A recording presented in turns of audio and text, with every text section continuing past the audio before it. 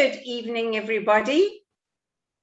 It's that time of the evening, and I'd like to welcome you all to our next Intune with Coaching webinar. Tonight it's athletics and specifically Olympics with Mosibodi Whitehead. But first, a little bit of a housekeeping. I want to welcome you all again, and specifically to those that are watching on the website. You know, we did discover that a lot of the coaches are unable in the evenings to get onto the Zoom, and they prefer to watch it via the World Wide Web. So we've introduced these now onto our website, and it's met with a lot of success. So I want to welcome you all there. And tonight we're going to run the webinar a little bit differently. Both Sean and I will run it together. We'll be asking Mosibodi questions. But the reason for this is because Sean, lucky him, is in very hot Italy, and he is he's actually at the launch of the Umbria rally, but he'll tell us more about it. His cousin is a photographer, so the boys are over there working on the digital marketing part of the rally.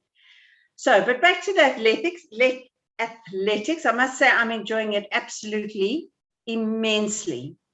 And I am watching a lot of it.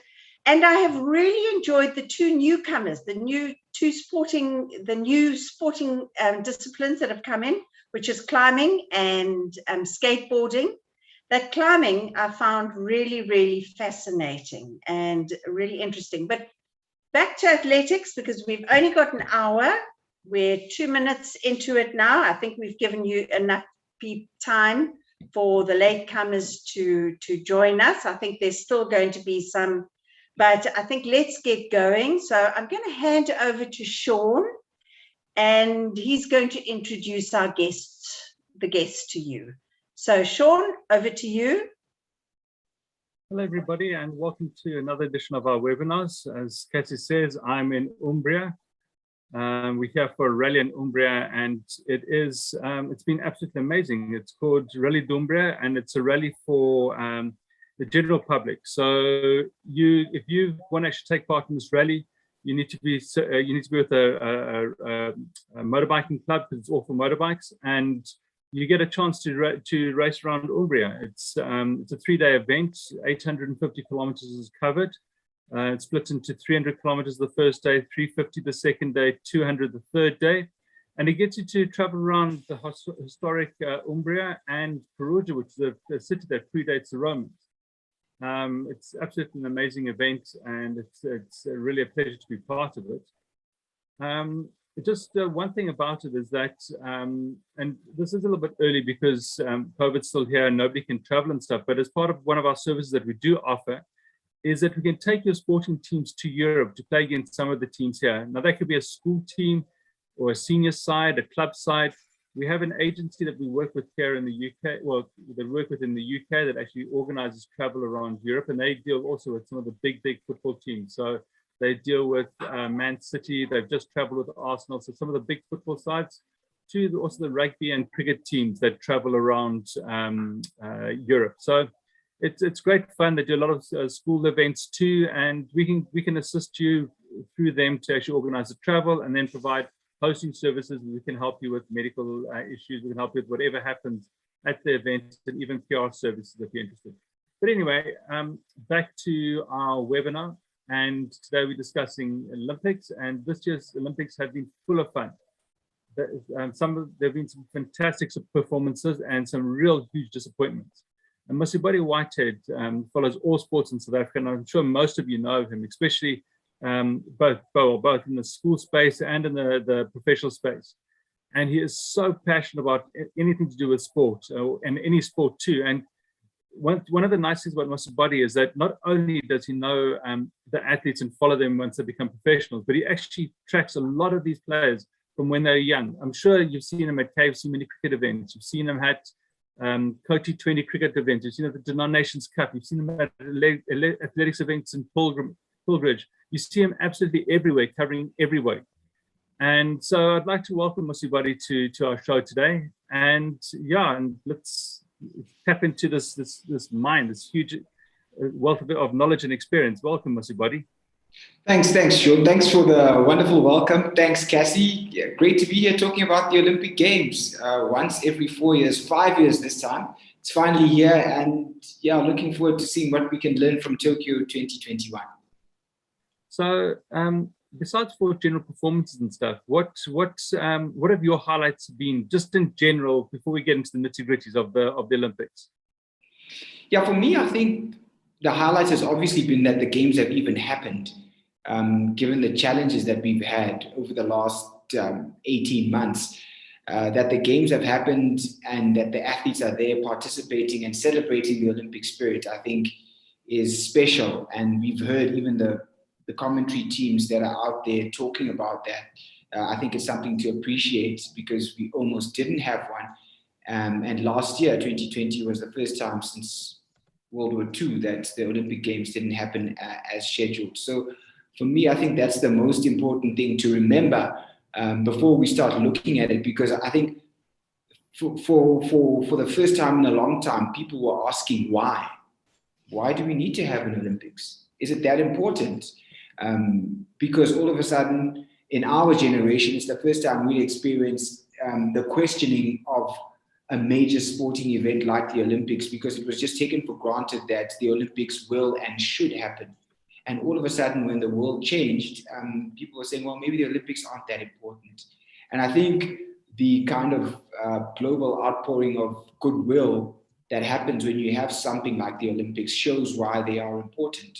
So that is certainly the highlight. And I think that has answered why we need to have an Olympics. And I think the Olympics will continue. So just on that, because you mentioned that, now there's a couple of new events that have happened at the Olympics. And I know we're going to focus mainly on athletics, but there are a couple of new events that are happening at the Olympics this year. And I've been kind of disappointed that some of the big athletes or the big competitors, like some of the golfers and tennis players, have actually stepped away and said they'd rather focus on their paid careers than on the Olympics. Is there a place for those sports at the Olympics, and should they treat them to make the space available? Yeah, I think it's a good question. And I just think, I think back to the tennis event and some of the big names saying that so far as tennis is concerned, which is similar to golf, each player has to make their own valuation about where the Olympics ranks, because they've got their Grand Slams or their majors in golf, which are the traditional big events that golfers and tennis players want to win. So I think a lot of the time it depends on the country that the person is from. Certain countries value the Olympics more than others. The US, China, those countries that traditionally are high up on the medals table attach a lot of prestige to the Olympic Games, and being an Olympian in that country counts for something. So if you are from maybe one of the smaller European nations, it may make less sense for you if I'm Irish to go to the Olympics. I can rather focus on the majors and make sure that I have, a good British Open or whatever, than, go to the Olympics. But if I'm from the US and I get selected in the Olympic team, being an Olympian counts for a lot in the US. It counts for a lot. I mean, it opens also commercial doors for athletes when you say, I was in the US Olympic team. So those sports, I think, will have a place, but the meat and potatoes of the Olympics will always be swimming and athletics and gymnastics. Those are the most watched events, and they are the historic events which have been there since the beginning. And they are those events that the athletes themselves place as the very pinnacle of their own sport to win an Olympic medal above winning, a world championship medal in swimming or in athletics or in gymnastics. So I guess that's just the way it is, and it will depend on individual nations. But for the smaller codes that you mentioned, like, we see skateboarding, climbing, surfing, they come and go, rugby sevens. For these ones, it will depend on how they embrace that opportunity and if they've got anything, because the challenge with the Olympics in the modern age is the financial reward, right? You win a medal, you don't get paid. Whereas if you focus on your own sport, you may well get paid much, much more.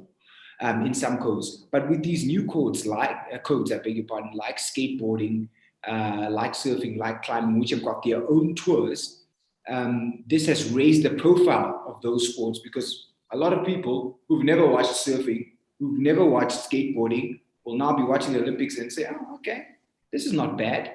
But the same is not true for golf or tennis, who have their own big audiences. So I think for those smaller ones, there is a place, and they will use the Olympics to grow. But for some of the other sporting codes, well, it's up to the big name athletes themselves to make a decision about how important it is.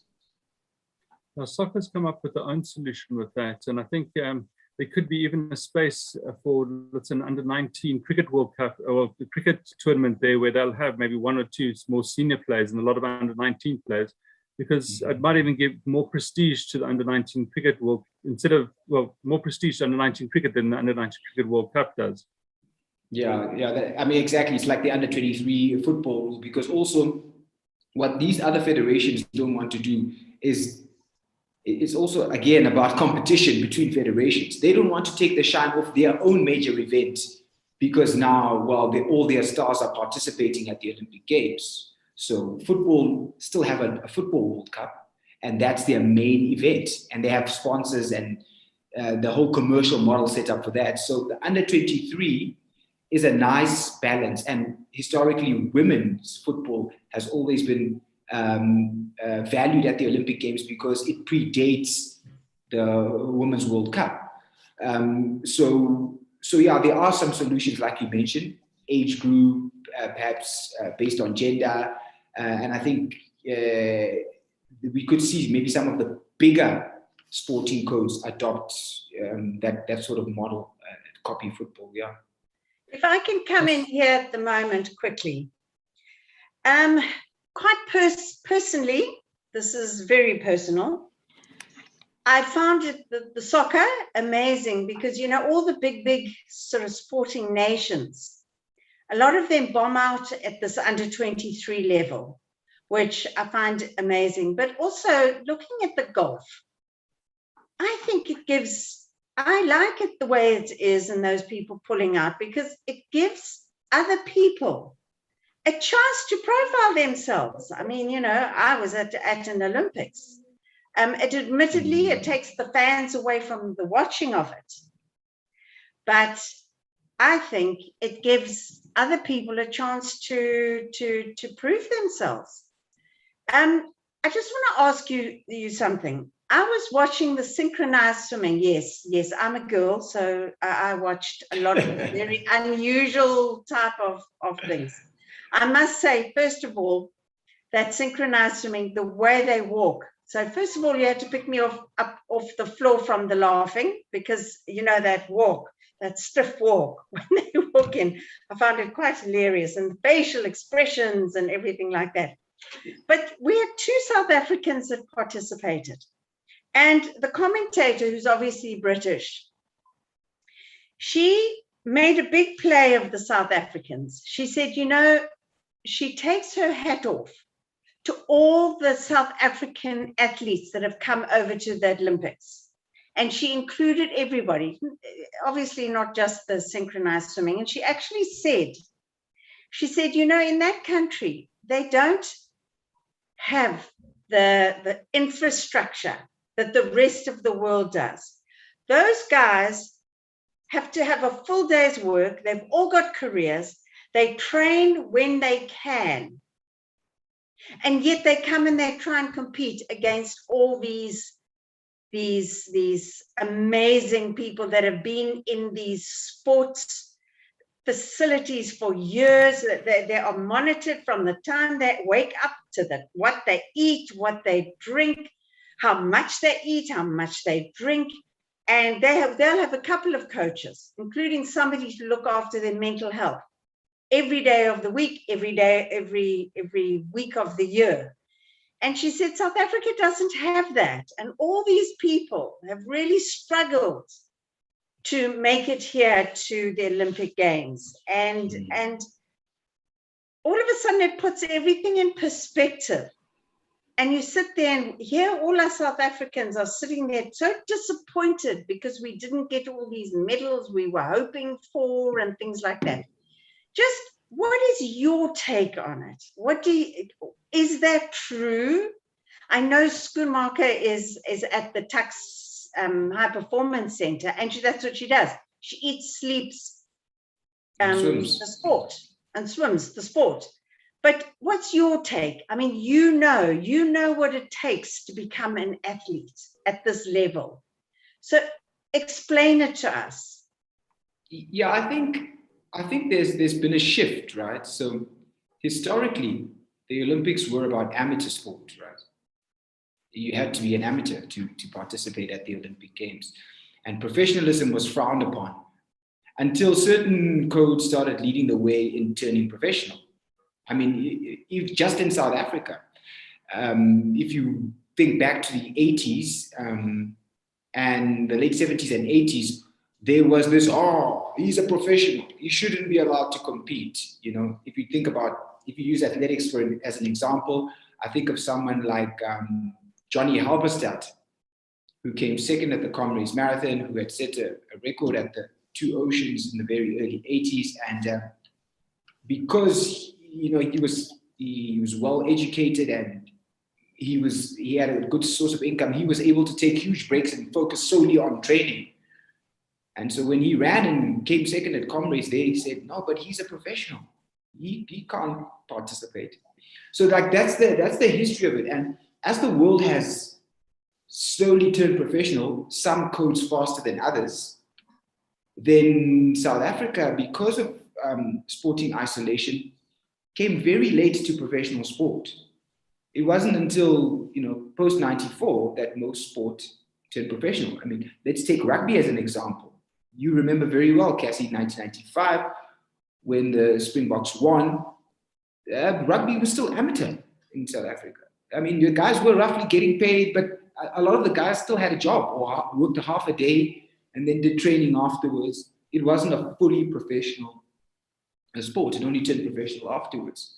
So if that's the case for a big code in South Africa, like rugby, even cricket at the time, the guys were working, playing for the Mean Machine.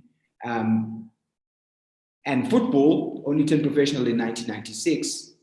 What then about other sporting codes, smaller ones with less resources? So it leads us to where we are now, that we have some fully professional codes, some semi-professional codes, and some amateur codes all piled into one. You used synchronized swimming as an example. I remember watching a documentary about the great French synchronized swimmer, Virginie. I just forget her surname, I'll remember it now. But she's an Olympic gold medalist, a champion, and she made a return in her 40s to win again. And she basically just did that all day long. So if you have to do that, you need a support structure, because you still have to eat. You know, you have to have somewhere to live, a roof over your head, etc., etc. And if your sport is not paying you to do that, as in professional sport, then someone has to pay for you to do that. And so that's what the Olympics is about. If you look at the top of the medals table, it's those countries with a large professional sporting system, the United States, or nations where sport isn't professional, but the government pumps a lot of money into keeping athletes training in sport. So China is a very good example. I may not earn much. An even better example is Cuba. Cuba inside the top 20, I think 15 or 16 on this year's medals table, always do well at every Olympics. They've got less, arguably, resources than we do, so far as sports is concerned. But they support their athletes well. If I'm a boxer in Cuba, or a triple jumper, they produce lots of great triple jumpers, then I can do that all day and I'll live somewhere and I'll have something to eat. I won't get paid, but I can do my sport. Whereas in South Africa, if I want to be a synchronized swimmer, then tough luck, because who's going to pay for it? You know, who will pay for it? And so what happens is that we end up with a situation where the only people who are able to compete at that level and possibly aim for a medal are those who are essentially fully professional. And those in South Africa, sadly, who are fully professional from the smaller codes, because ultimately rugby, cricket, and football are not main Olympic sports, like it or not. And we can discuss, well, maybe football has been around for a while, but we are not at the level where we can compete against the rest of the nation. So then we're left with the smaller sporting codes of swimming, of athletics. Swimming, South Africa, whenever they send athletes to major competitions, they have to pay. So outside of the Olympics, because SASCOC is in charge there, but whenever they go to world championships, they will say, okay, you have to pay X amount and Swimming South Africa will pay this amount.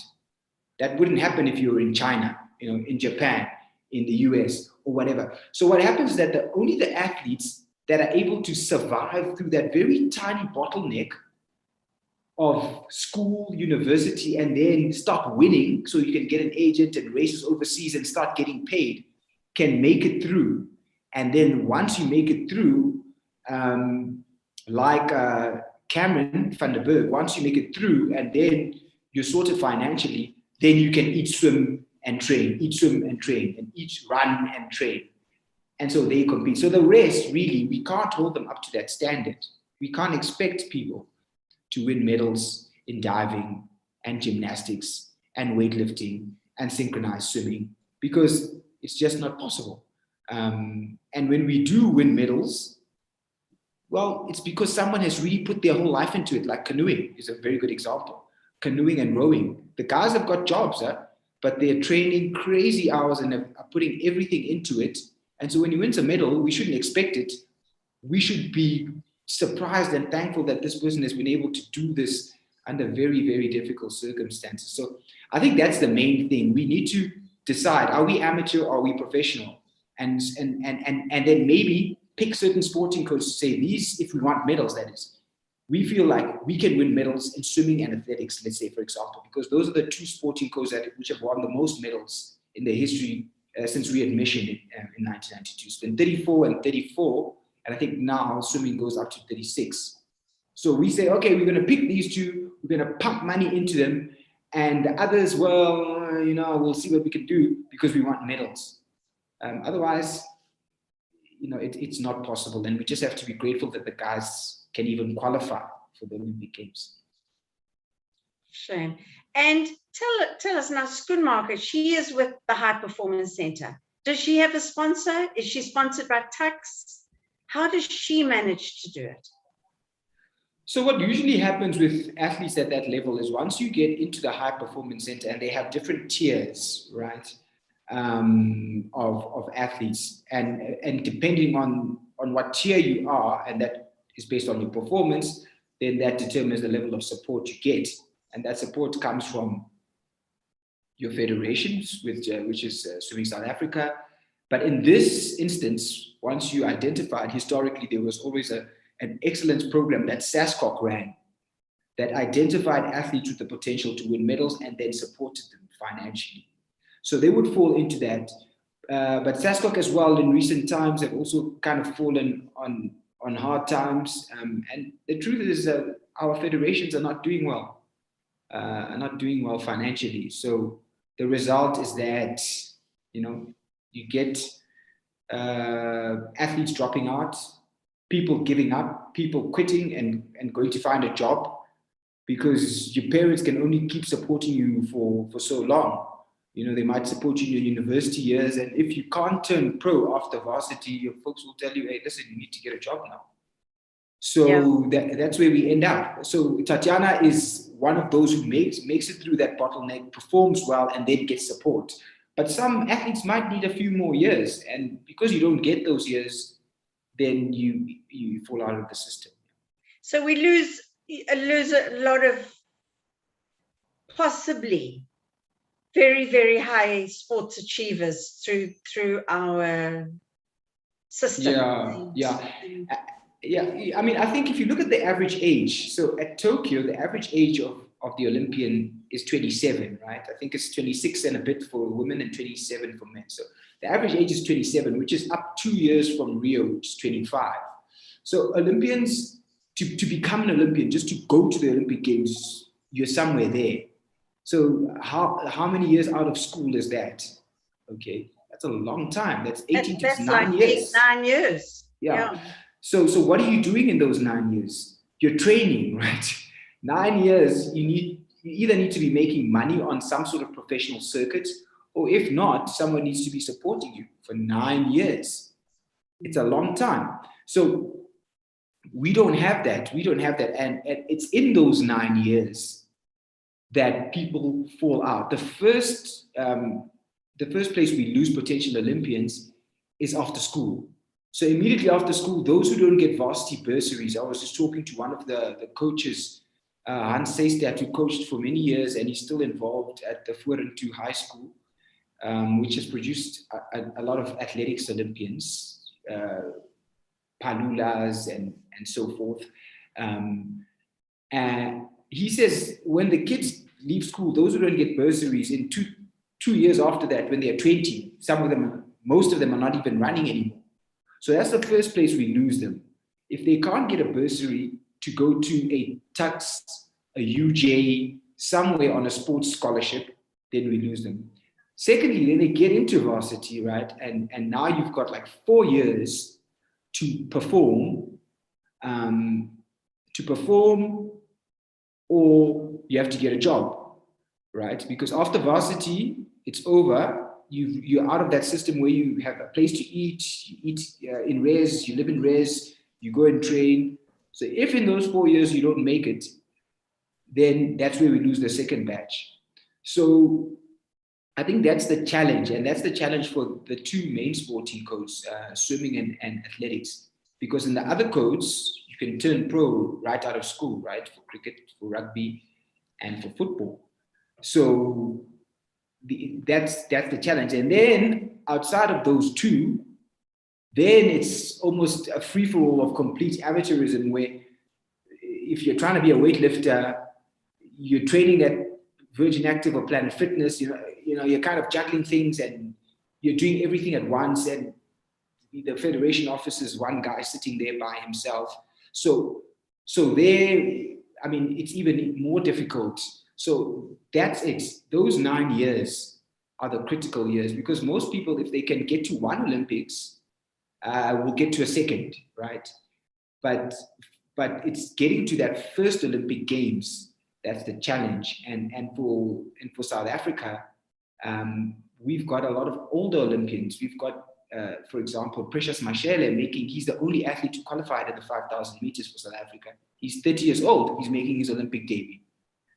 He should be making that debut 4 or 5 years earlier than that, but it was a hell of a struggle just to stay alive, and feed himself for all these years. So those are the challenges that we face. Shame. And I also noticed, I was looking at the South Africans running in the men's, and I can't believe how much shorter our guys are to the others. I mean, I thought it was just at the non-nations cup at the under 12 level, but even there, they look tiny compared to these other monsters. Yeah. Again, and I think Sean can even probably answer this question better than I can. It relates again to the history of the country. So historically, Black South Africans were not playing cricket and rugby, in the 80s, 70s. So you would have tall footballers all the time, tall, big and tall guys playing in the 80s and early 90s. But what has tended to happen is, as opportunities have been available, and it's also a class thing, where a parent of a tall black child who can afford to send him to school would prefer the child to a good school, I beg your pardon, would prefer the child to be a cricket player. It seems that's what I have encountered. I mean, this is purely anecdotal, right? But that's kind of what I'm getting, that there has been a shift. It's also a class thing where it is felt that football is for a certain kind of person, or from a certain background, And so even if I am black and my father played way back when, he doesn't want me to play football, even if he played for whichever team in the NPSL. So the big and tall guys again, because there's opportunities for size in those two sports, are tending towards rugby and cricket. And then where there are players, people who are available let's use football as an example. A white child who's good at football, his parents may feel like, And what tends to happen to them is that they take scholarships overseas for football.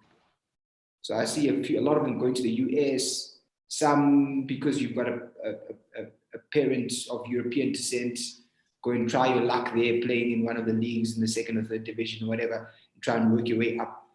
So that's the challenge we're facing. So we end up with the small guys. And so what we end up is people who basically have limited options and not necessarily picking from the best. And so with running, I mean, middle and long distance, you don't necessarily have to be big, but sprinting, you probably need to be a bit bigger.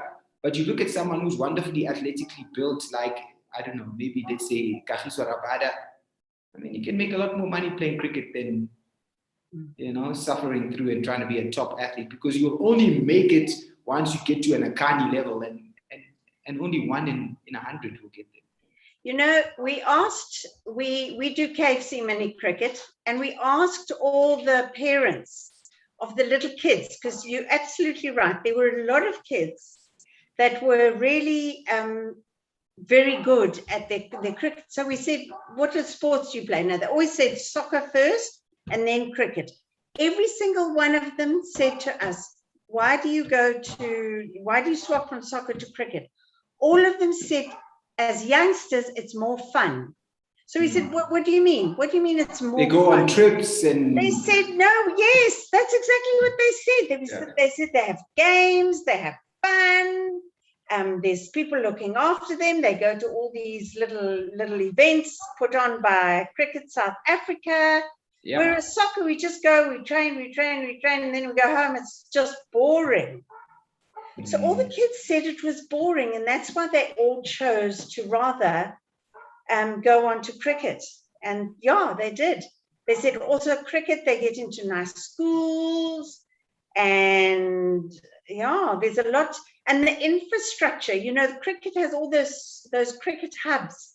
Yeah. So if they get seen at 12, they go and they play cricket in the cricket hub. So on weekends, they go to the hub, they get a meal, they get looked after, they have fun. So systems is actually critical. Yeah, exactly. I think that's one thing that we can learn from the Olympic systems, right? And there are two ways to produce an Olympian, right? Or to win a medal. You can buy a medal or you can develop a medal, right? So do you have money? Can you be like a Qatar and go and grab a whole lot of Kenyans and pump them with money and say, right, change your nationality? Or like some of the European countries, let's look at Hassan as a perfect example. She's winning all these medals for the Netherlands. She wasn't born there. But if you are a distance runner, the Netherlands, because of US Harmans and the systems that he's built there, is a great place to be. So you change your nationality and you go live there, and your life is much better. You leave hot, dusty Africa, some say. But then there's another way. Okay, so that's one way you can get medals, and we see them on the medals tables, the Netherlands and the rest of them. The other way is to develop athletes, right? That takes more time and not as much resources. I've used the example of Cuba as a good one. Brazil are above us on the medals table. Because the truth is, you're not going to catch the US, Japan, China, Team GB. Those 5 or 6 top ones, they're sitting with like 40 medals, and you're not going to get there. But you can get to number 12 or 15, because if you get 3 gold, you're already at number 14, okay, on the medal. So on the medals table. So 3 gold is what? Is 3 really, really good athletes, or even 2 that you've invested in for a very long time. Now, South Africa has an immense amount of athletic talent. I mean, it's just unbelievable. I go out and I see a lot of kids playing different sports. I mean, I remember going to watch a touch rugby tournament just before the 2019 Rugby World Cup in Hammanskraal. And there was this girl just killing the boys, man, just like sidestepping them, and and I thought, wow, this child can run. But where is she now? What will happen to her? Someone has to find her and then develop her and convince her and then tell the parents and then put her in a school, and now you're looking at millions, because you go to Athletics South Africa and they'll say, okay, we've got competitions, but she can participate. Okay, but then someone has to train her. Or has she got transport to get from Hammanskraal to Pilditch, let alone Germiston Stadium, let alone Paarl, where the championships happen? Food. So it's a whole ecosystem that actually begins before high performance, which is what the Olympics is about, but it begins with talent identification, A, and then B, nurturing that talent. And we are not doing well in South Africa in those two, talent identification and the nurturing of the talent at grassroots level, especially for athletics. I would say swimming maybe less so, but even swimming, because we don't even have pools like everywhere. Exactly. And then you look at cricket, which is a good example of just a few schools producing most of the cricketers that South Africa has ever had. If you look at all the Proteas, like something ridiculous, like over 80% of them are from 7 schools. So that tells you that something is happening right there. They've identified the talent, they've been groomed at those schools, and then they come out. Once they come out, they are ready then to go on to the next level, which is now high performance. But with the other things, everyone's left to their own devices, and it's about luck. So when I say you can buy an Olympian or you can development means that it's not about luck, it's purpose built. It's about numbers in and quality out. For every 100, you're going to have 1 Olympic champion. So it really is about numbers. That's why China have literally millions of kids participating in different sporting codes to have an Olympic team of 300 or 400, right? And medals of 30. There's a metric. So we are actually overperforming because we go with a small Olympic team of 100 odd, and we come back in Rio with 10 medals. That is a wonderful return, but it means that we are getting lucky. So what we need to do now is put more numbers in at the bottom, at the base, at the pyramid, because we are lopsided. We are like this. We're expecting 100 medals from 100 people. It's not going to happen. We need 1,000 people to get 1 medal. And so that all comes down to investing in especially talent identification and nurturing of the kids. And it goes with school sport. You guys know that much more than I do. The place to find them is at the schools. But I sat when the Department of Sport presents their annual Eminent Persons Group report, which essentially is a counting exercise, counting how many kids are involved in different sporting codes. And you know what? Most sporting codes don't even know how many children are participating in a particular sport in the country. They don't know. We don't know. We can't tell you that, okay, in Gauteng, there are 10,000 children playing soccer every Wednesday. We can't tell you that in the Free State, we've got 15,000 under 10 boys running 60 meters every day. All it is counting. We don't know.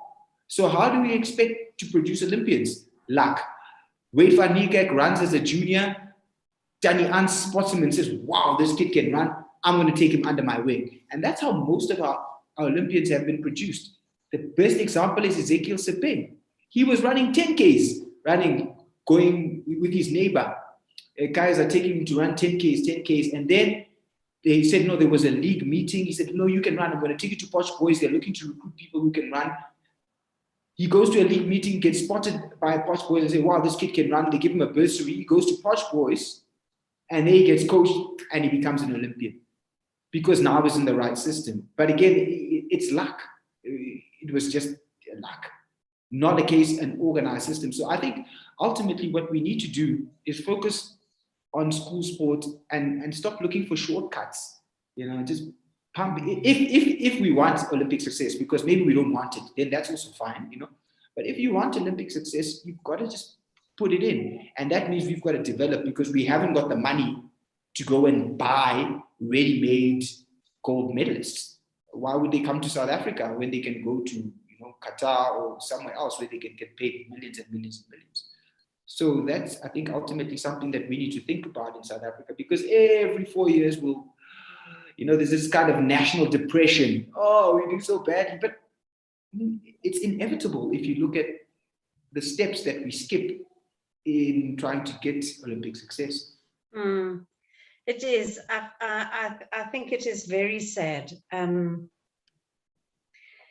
I can't see it changing, because this COVID, now we can get on to Olympics and COVID. But just before we get there, they all, being a PR agency, we know that everyone is looking for sponsors. Yeah. Because the sporting bodies can't pay, the government can't pay, so they're looking for the sponsors. But the sponsors want instant success. They've got to report to their board members or the shareholders, and they've got to say, why did you put all that money in development? What has it got you? And it's so difficult to persuade them. And what's happening now since COVID is so much money has been lost to companies that it has been a directive from the top. Any form of sponsorship you do has to show at the bottom line. You've got to show us through sales. And they're saying, how can we show through a sports sponsorship? How can we show you sales? And they're saying, you have to, because we are now in a crisis. So before it would be that say that make it half sales, but the majority would go towards CSI. But now they're saying you can't do that anymore. So that means that these people are going to get less money than what they did before. So it's actually just compounding the whole situation. But let's get on to COVID. And you have been involved intricately with sports people. How have they found getting through this COVID, and they're now a year older getting to the Olympics? Has it affected sporting personalities at all? What has COVID done to athletes? Yeah, I think it's been quite difficult in South Africa. Again, it goes back to what you're talking about and what this conversation started talking about what it takes to be an Olympian. It takes hours and hours of training. And whilst you're training, you can't work. I mean, that's the bottom line. Training is your work. So what has happened is that when COVID hit, the sports that got back the quickest were the sports which had a product. Okay, so what is a product? A league, something that generates value for someone else, right? So if I've got a football league and I'm the PSL and DSTV say, well, we've signed a contract, you need to give me X amount of games in a season. Don't tell me about COVID. How can we work together to get them back? Because if you want to get paid, then I need my games. Those got back faster. Rugby, cricket, because they have products. They've got leagues which are on TV, which people consume, and when people watch it, then an advertiser advertises. That's the value chain, right? So they were able to get back quicker, and also because then in those ecosystems, the athletes have contracts, right? They get paid every month or however, whatever, at whatever iteration. But the sports that were hardest hit were sports, again, the irony, the sports that produced the most medals for South Africa at the Olympics, swimming and athletics, because they don't have a product, right? Well, what is the product for swimming? What is the thing that happens every year that people pay to watch? Nothing. I mean, historically, you could go to King's Park. I think they charge you $10 to see the championships. But it is not a product in the true sense of it, right? Similarly with athletics, well, athletics, the product was the ultras, okay? That's the stuff that people watch, Comrades, Two Oceans, okay, and the marathons. But those aren't Olympic sports, okay? So if I'm training to run 10,000 meters, 110-meter hurdles, long jump,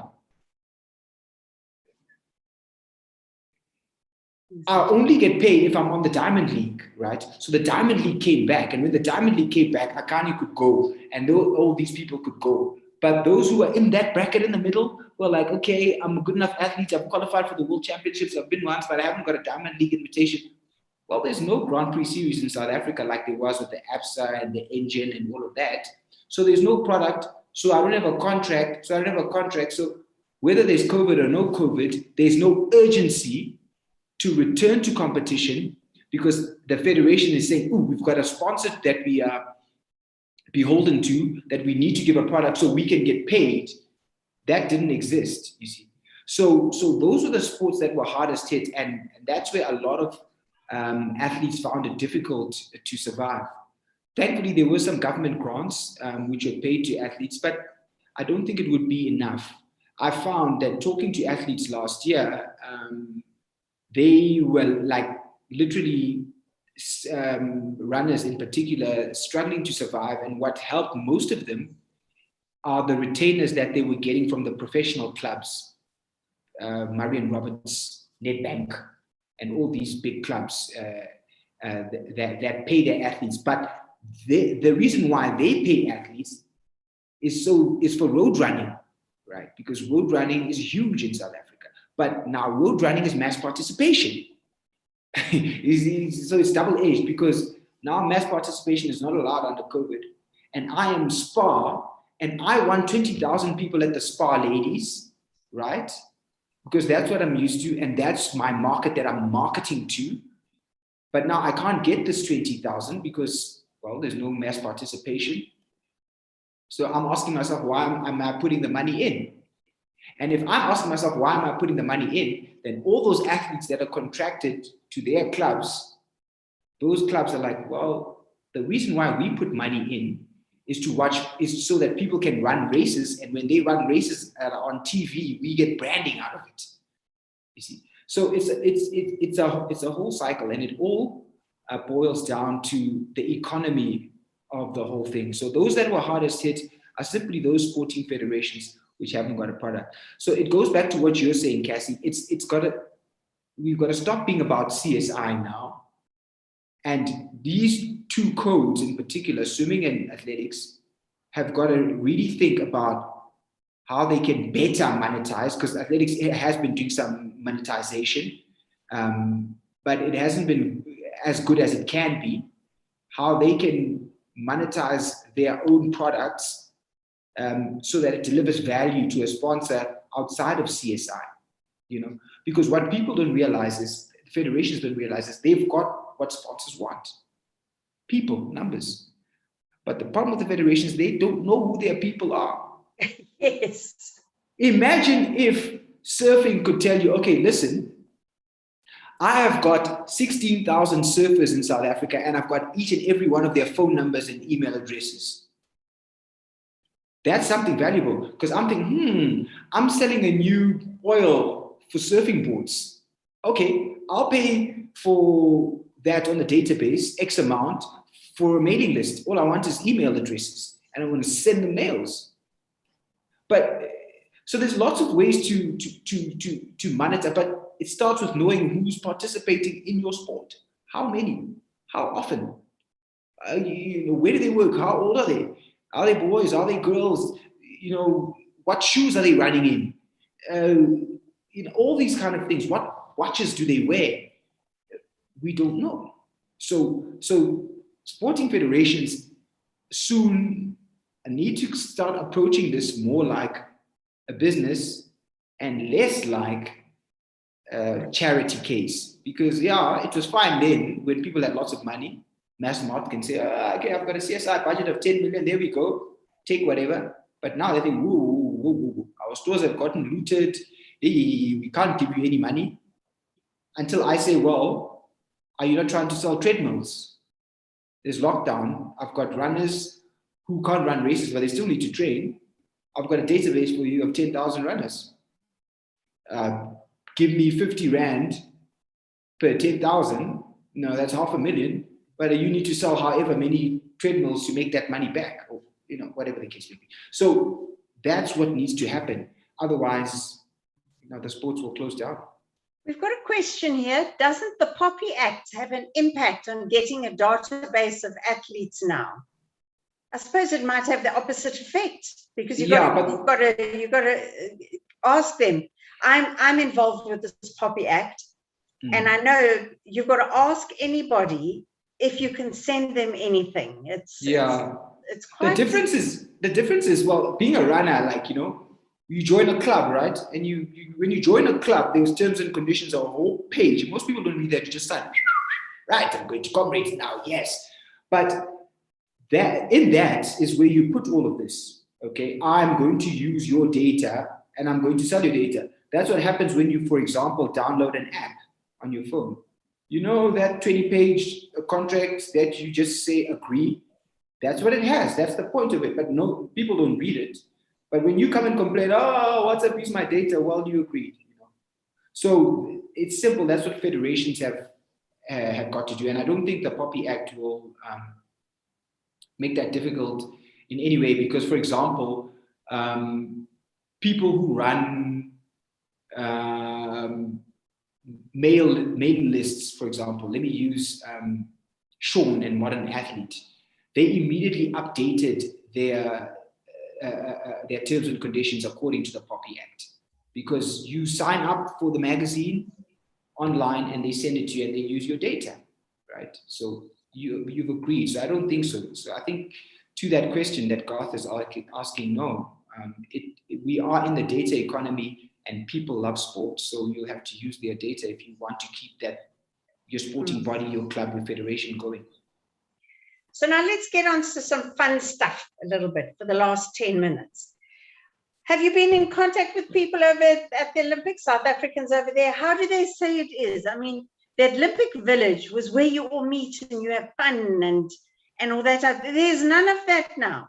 Everyone's got masks and you can't go anywhere. I mean, what fun is that? Yeah, I think the few that I have been in contact with, because it's a bit difficult whilst they're in competition, but the few that I've been in contact with say it's a very different Olympics. I spoke to one person who'd been to a number of Olympics, and he said it's very different. I mean, traditionally the US was becoming brash, and what happens at the Olympics is once swimming, for example, participates early on in the first week, they then stay afterwards to support the rest of the team, and then they'll be out of the town and there'll be all of that fun. But now, because of COVID, everyone's had to leave immediately.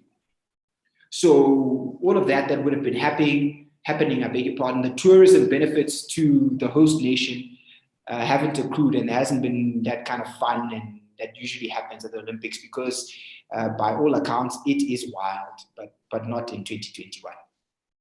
Shame. And, I did a blog on it. Being in the game that we deal with all the sponsors.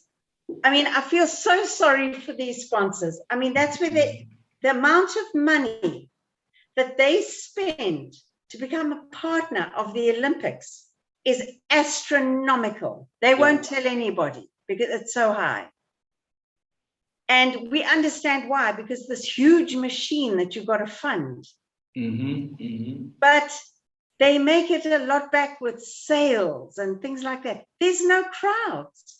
Yeah. So, I mean, you look at the Coca-Colas and the Powerades, for example, the amount of money that they get from the sales at all these stadiums and that, it's just gone. It's just gone. I've been specifically interested. I'm stationed at the moment for the next couple of months in the UK. So I'm watching it from the UK's perspective. And there's a lot of funding that companies have gone into to sponsor the Olympic team, which South Africa does not enjoy. I mean, for example, one of them, and I have to say this because the ads are really catchy and fun. Beds, Dreams. It's a company called Dreams. They sell beds. But what they've done is they've got all these athletes. They're using the athletes. You know, whether they are karate people, whether they're boxing, the cyclists, the runners, the gymnasts, they've used a broad range, and they've got Get a all good night's these sleep, I fun guess. little things that they have put together of these people waking up in the morning, and they've connected it to their beds. What is it?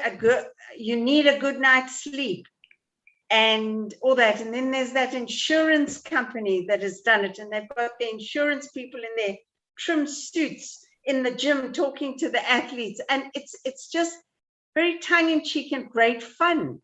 But they've got that, which we don't have in South Africa. Yeah, I think the potential is there, Cassie. I mean, South Africa, for all the challenges that we face and the income inequality, South Africa has some of the wealthiest individuals and companies in the world. People who can compete on a global scale. I mean, if Discovery can be a sponsor of the English Premiership, how much does that cost? You know? And why isn't some of that money going into South African sport? You're absolutely right.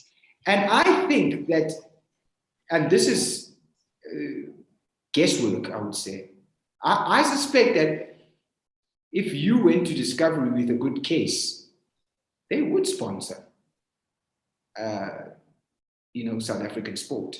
But you've got to be able to show, what you are getting back, and you've got to know what Discovery is trying to sell. That's just Discovery as an example, and we don't even have to go there. I mean, you don't need their billions to fund your federation. You can start with millions from some of the smaller players. What do they want? What can I give them with my federation? And I think we've got to start asking ourselves those questions, because we've been used to, go to sponsor, they put their logo on here, they put the branding around the field, and we're good to go. I think that's changed completely. It's changed, and we've got to know that, I attended a webinar. It was an American webinar, and it was chatting about, it was obviously NBA and that type of thing. And they were talking about the impact of social media. What has COVID done to sporting codes? And what people are looking for is they're looking for connections with individuals. And they have put together the most amazing campaigns where they've made best use of their personalities. I think that's where sporting associations in South Africa are going to have to start. They're going to have to start using their people more. But in South Africa, they're so scared of allowing their players to go out and talk to the media, and they're not allowed to do that, not allowed to do this, not allowed to do that, not allowed to do up, not allowed to do down. So it's very restrictive. I think South Africa has to evolve to be able to bring in those funds, to be able to sponsor the athletes in next Olympics. So I think it's back to the drawing board for all these people. And I've got to tell you one thing, another webinar that I went to, which was extremely interesting. And what they were saying is, they said that the Gen Zs and the millennials want ad-free worlds. They don't want to see the ads. And they said that this is where sponsors can make the best use of something, and they actually gave sport as an example. So sports, all these sport people, they should be saying, hey, that's an opportunity for us. How are we going to sell our next tournament? What are we going to do next? And position their presentations completely differently.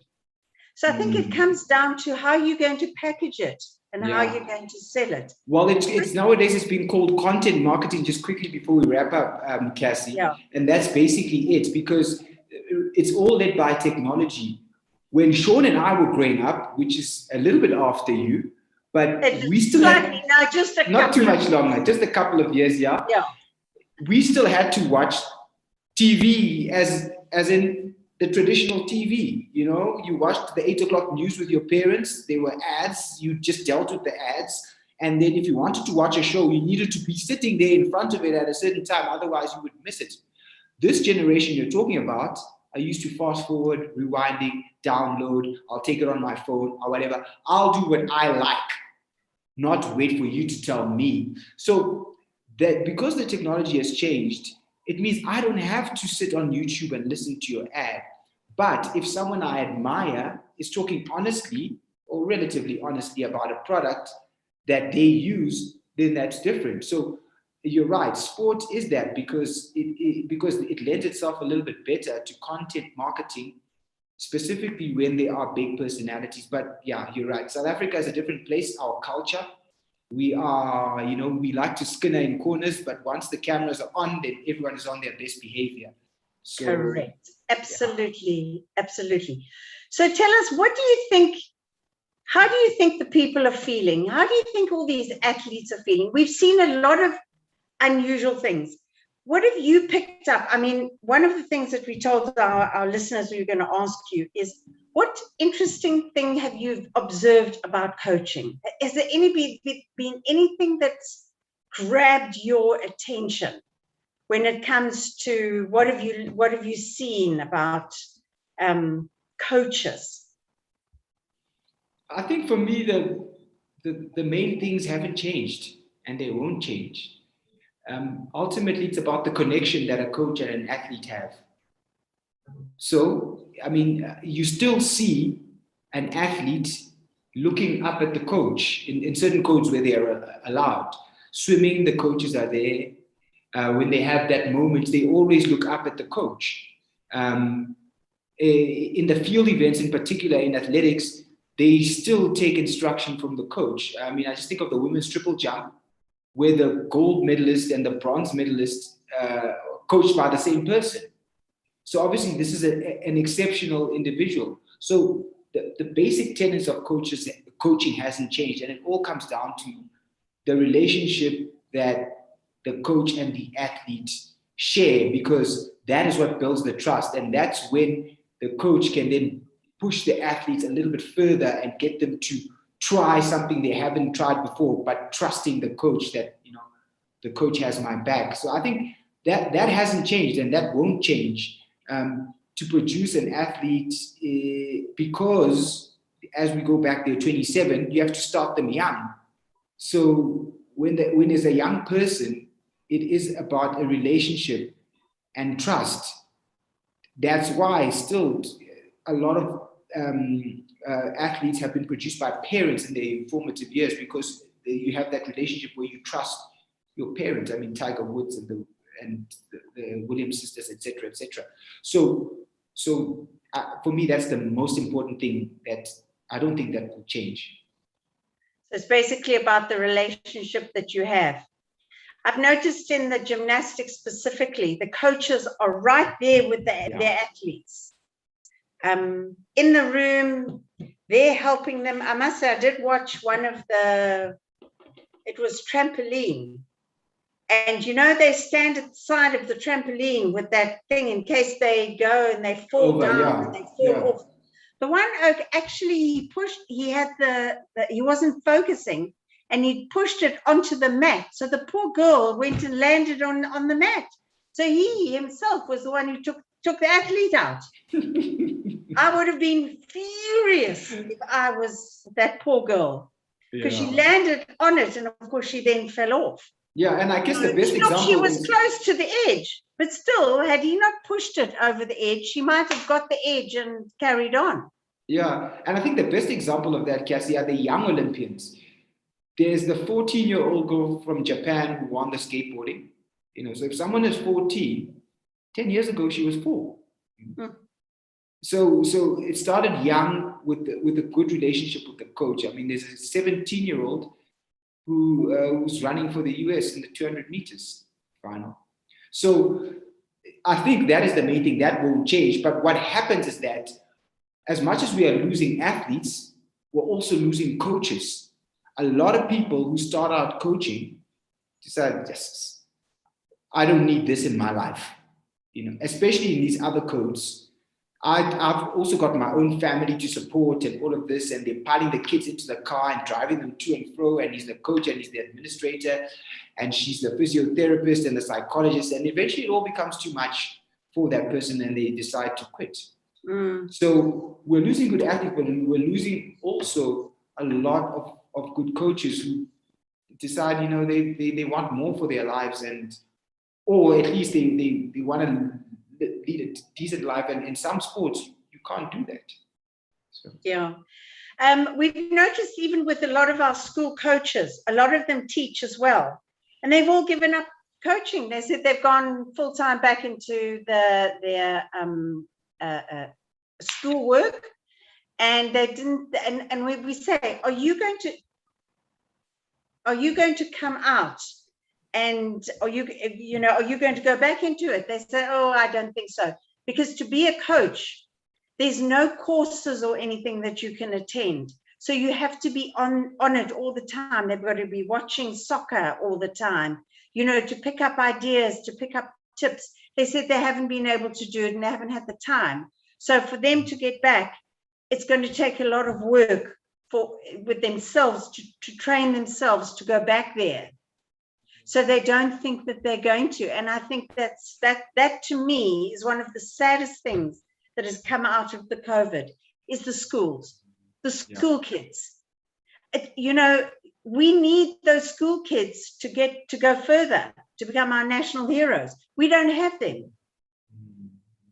Yeah, so that's very true. Yeah. Sean and I have been quite disappeared. Okay, Sean's asking there's a whole lot of questions that have come in here. Oh, some questions have come in. Is this the end of sprints for America? Somebody's asked. There is the end of Jamaican men in the sprints. Since the Jamaican women are getting older and closer to retirement, are there any young athletes coming through? Yeah, I think it's a generational thing, right? There will always be a great generation. Every nation will have a great generation, and then it takes a while to replace that. America will always have medalists in the sprint events, again, yes, because of the culture. But we've seen some unusual winners in that, have we not? Yes. This year? Is it my imagination? Or? You're right, because we've been used to Usain Bolt, Justin Gatlin, Johan Blake. These are the names that have dominated since Beijing. But before that, we had, for example, a Turkish guy winning the 200 meters. The 200 meters, when there was again a generational change before Bolt started winning in 2004. So it does happen that every now and again the dominant people will retire and move on, and there'll be an opportunity for a set of new athletes to come through. The US, they've got a good system, and in fact, they're a victim of their own success, because a lot of the sprinters that are medaling for other nations are being trained in the US, in the college system. South Africa is also a very good example for that. Akan is an exception to that rule. You look at this young man, Sean Maswanganyi, he's training in Houston under Carl Lewis, and a few others have gone over to the US on the US college system. So they've got a very good track and field culture, coaching and pedigree, and they will always have top athletes. But even the Jamaicans themselves, a lot of them, not all, and it's changing nowadays, but historically a lot of them used to also go through the college system. So it's just a case of the generation changing, and this is the first time that we haven't had a Usain Bolt, because if I'm a Jamaican and I'm running in the same team as Bolt, he inspires me to do well. I don't know how many times I heard Jamaicans say that just being on the team with Bolt allowed them to raise their level, your Nesta Carters and other sprinters. So I don't think it's the end. I just think it's a change, and whenever there's a change, there's an opportunity for new athletes to shine. Yeah. Yeah, sorry, Sean's on our website, so he's taking all the stuff off our website. Okay, cool. No What problem. is why is Namibia doing well? They've done apparently quite well in women's events. What is Namibia doing well in the women's events?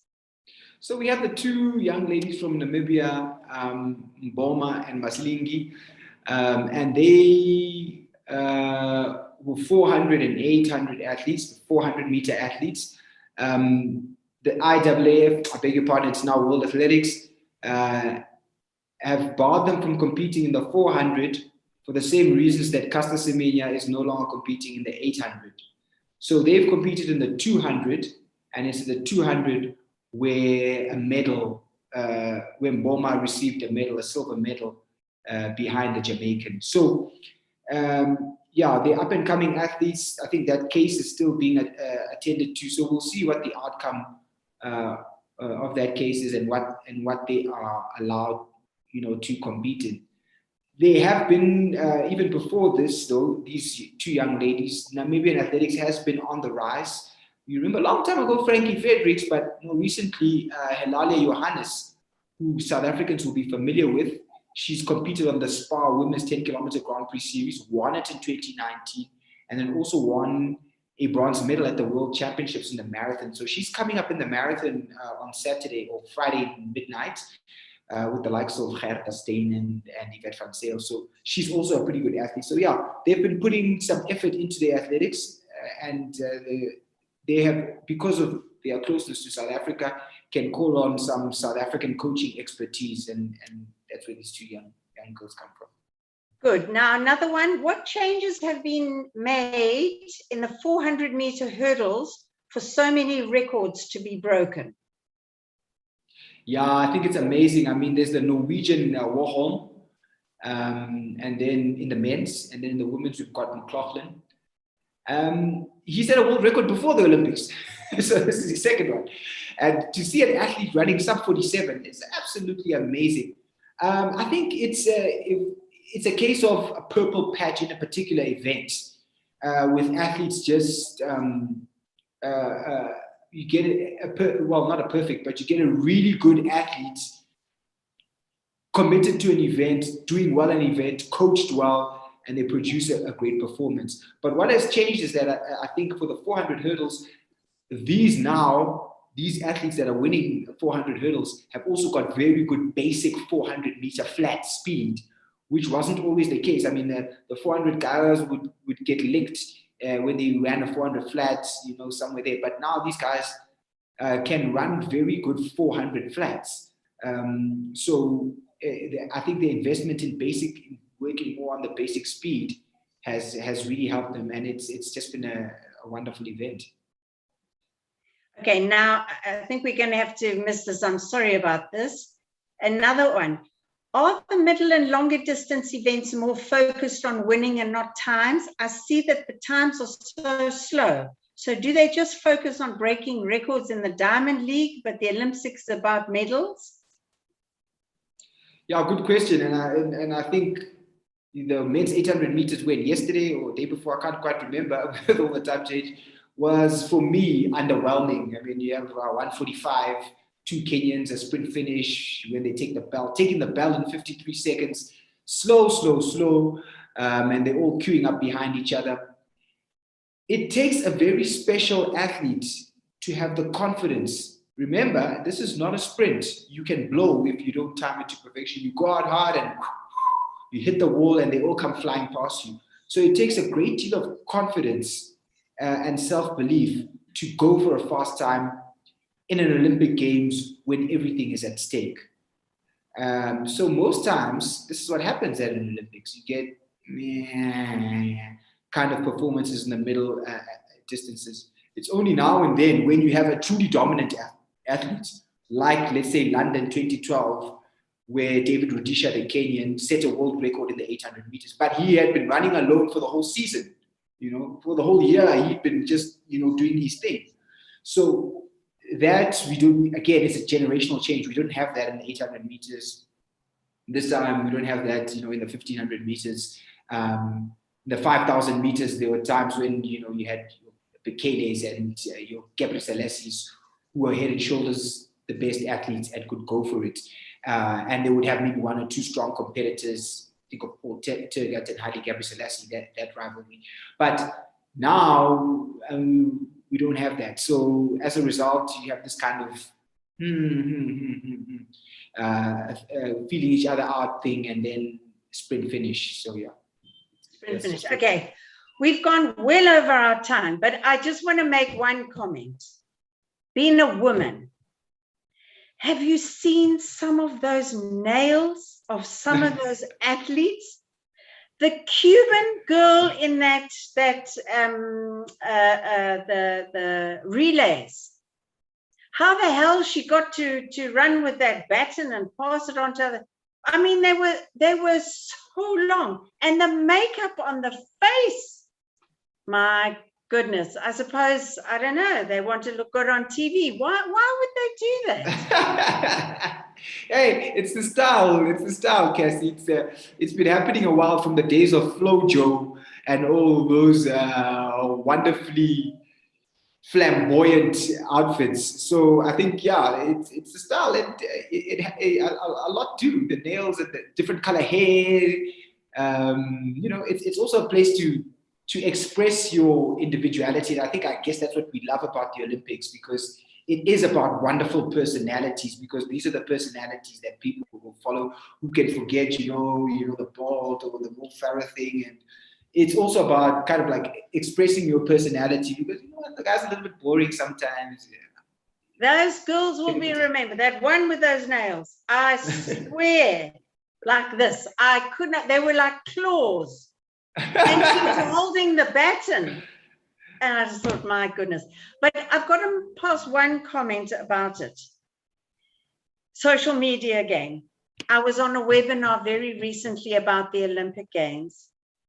They said that talking about trying to make a name for yourself, they're trying to do it a lot. TikTok, apparently TikTok in the Olympics has just exploded with all these athletes trending on TikTok.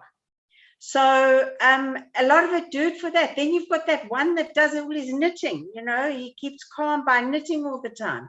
So I started following him because I'm a knitter as well. And I follow the 67 blankets. I'm an ambassador for 67 blankets. Oh, okay, nice. Nelson Mandela Day. So I do all that. So I follow him, and he's knitted all these blankets and the new. It's absolutely incredible. And they've got millions of hits. So the athletes have got a major part to play in these sporting associations of attracting sponsors moving forward. And I think that's what they should do. So what is your last comment about the Olympics that you want to put to our coaches before we end? To the coaches, I think thank you, for your tireless work. Because it's not often acknowledged, especially when you see some guy doing amazing things. People are like, wow, not many people stop to ask or to think about the coach. It is kind of thankless work. And then I'm just happy that the Olympics happened, and hopefully we have another Olympics in Paris. I think the important thing now, from a South African perspective, certainly, is to rethink the way that we run our sport. Specifically when it comes to revenue generation for sporting federations, because that will impact upon the coaches as well. I remember just talking to Akani's coach, Werner Prinsloo, and when he was coaching Akani initially, he was working full-time. He had to work there at night and send them the programs and then try and fit it in. And it was only after a while that once Akani got major sponsorship and started getting deals with Adidas and so forth, that he was able to go full-time. So most coaches don't have that opportunity in South Africa. So I think that will come as a result of federations rethinking things, having a product that generates value, true value for a sponsor. And then once I've got that, then I've got money in the bank, which I can use then to develop my sport, which is ultimately my product. Development has been seen as a charity case, CSR, or let's help the kids and give them something to eat. No. Development is essential if you are going to grow your sport. And if you're going to make money out of your sport, you need top-class athletes. And unfortunately, it is only 1 in 10 million that is born a top-class athlete. Most have to be trained and coached. And so that coach needs to improve his skills, needs to have a decent life, needs to send his kids to school. So he needs to be paid. So it means that me as a federation, I need to figure out a way to make money. I think that's the take home. Okay. So thank you sincerely, Mosibodi. And I'm sorry to the website people. We will definitely pay more attention to you next time. Mosibodi, you are our great friend and you have been fantastic. And this has been very, very enlightening. And keep up with that really fantastic work that you do. Our next webinar, we're going to be talking about mental health. You know, after what has happened during the Olympics, we've decided to use that. So we'll let everybody know who that's going to be within the next couple of days. But in the meantime, oh my goodness, everything, your lights have gone out. My lights are out here in the office, in the building. I don't know what's happening. Oh my goodness. And Sean, just in time. There we go. Lucky just in time. So thank you most sincerely. Thank you, everybody. And I'm signing off and over and out. Cheers. Bye. Thank you.